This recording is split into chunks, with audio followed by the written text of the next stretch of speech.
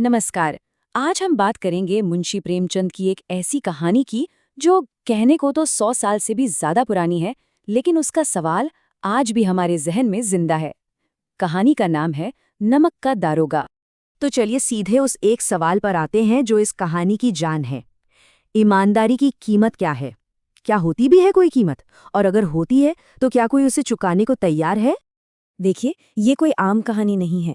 महान लेखक मुंशी प्रेमचंद हमें एक ऐसी दुनिया में ले जाते हैं जहां ये सवाल कोई किताबी बात नहीं, बल्कि जिंदगी और मौत का एक कड़ा इम्तिहान बन जाता है।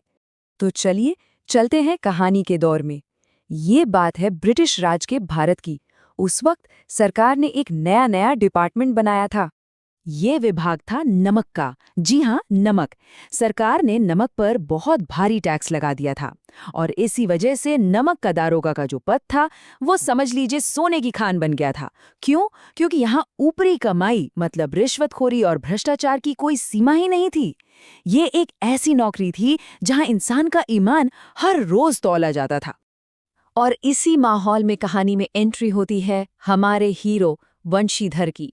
वो नौकरी की तलाश में घर से निकल ही रहे थे कि उनके पिता ने उन्हें पास बुलाया और एक ऐसी सलाह दी जो उस जमाने के समाज का कड़वा सच बताती है। ये सिर्फ एक बाप की नसीहत नहीं थी, ये उस पूरे दौर की सोच थी जहां पद की इज्जत से कहीं ज्यादा जरूरी ऊपरी कमाई को माना जाता था। उनके पिता की फिलॉसफी बड़ी सीधी थी। उनके लिए महीने की पगार पूर्णिमा के चांद जैसी थी, जो महीने में बस एक दिन पूरा चमकता है और फिर धीरे धीरे घटते घटते गायब हो जाता है। लेकिन रिश्वत, अरे वो तो बहते हुए झरने की तरह थी जो प्यास को हमेशा हमेशा के लिए बुझा सकती थी। खैर, वंशीधर ने पिता की बातें एक कान से सुनी और दूसरे से निकाल दी। उन्होंने अपनी नौकरी शुरू की, एक ईमानदार दारोगा के तौर पर। और बस यहीं से कहानी में शुरू होता है असली टकराव।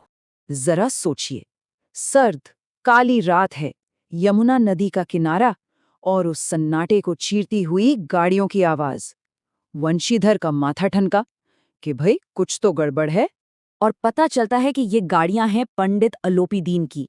वो सिर्फ कोई अमीर जमींदार नहीं थे, बल्कि उस इलाके की सबसे बड़ी ताकत थे। एक ऐसा नाम जिसके सामने बड़े बड़े अफसर और जज तक सिर झुकाते थे। अलोपी दीन को अपनी दौलत पर, अपने रसूख पर पूरा घमंड था। उन्होंने वंशीधर के सामने पैसों का ढेर लगा दिया, उसे खरीदने की हर कोशिश की। लेकिन इस बार उनका पाला किसी और ही मिट्टी के बने इंसान से पड़ा था। वंशीधर का ज़मीर बिकाऊ नहीं था। और फिर वंशीधर ने वो किया जिसकी किसी ने कल्पना भी नहीं की होगी। उन्होंने पंडित अलोपी दीन को हथकड़ियां पहना दी। इस एक घटना ने पूरे इलाके में जैसे भूचाल ला दिया।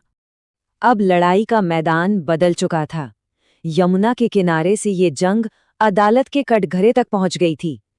एक तरफ वंशीधर अकेला खड़ा था और दूसरी तरफ पैसों के दम पर खड़ा किया गया एक पूरा का पूरा सिस्टम। प्रेमचंद ने क्या खूब लिखा है। ये सिर्फ दो लोगों की लड़ाई नहीं थी, ये धर्म और धन के बीच युद्ध था। एक तरफ वंशीधर का कर्तव्य, उसका धर्म था, तो दूसरी तरफ अलोपी दीन का धन। वंशीधर का सामना किसी एक इंसान से नहीं, बल्कि एक पूरी फौज से था। वकील खरीदे जा चुके थे, गवाह अपने बयानों से पलट गए थे। अदालत में न्याय और सच सबके सब दौलत के खिलौने बन गए थे। और फैसला वही हुआ जिसका डर था। धन की जीत हुई।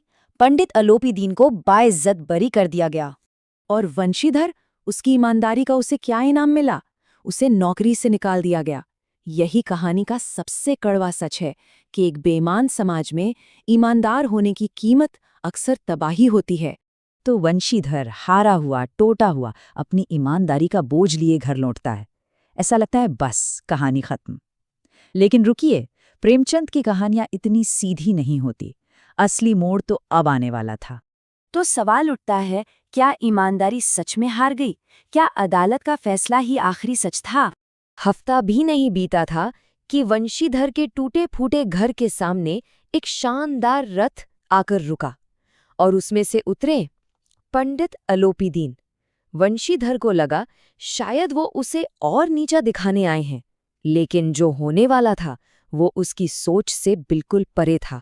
अलोपी दीन ने वंशीधर के सामने एक प्रस्ताव रखा, अपनी पूरी जायदाद का मैनेजर बनने का। जरा सोचिए, जिस इंसान को वो कुछ हजार रुपयों से खरीद नहीं पाए, आज उसी के हाथों में वो अपनी सारी दौलत की चाबियां सौंपने आए थे। और यहीं ये कहानी अपने सबसे ऊंचे, सबसे गहरे संदेश पर पहुंचती है। अदालत के कटघरे में शायद धन जीत गया था, लेकिन जिंदगी की असली अदालत में धर्म ने धन को अपने पैरों के नीचे कुचल डाला था।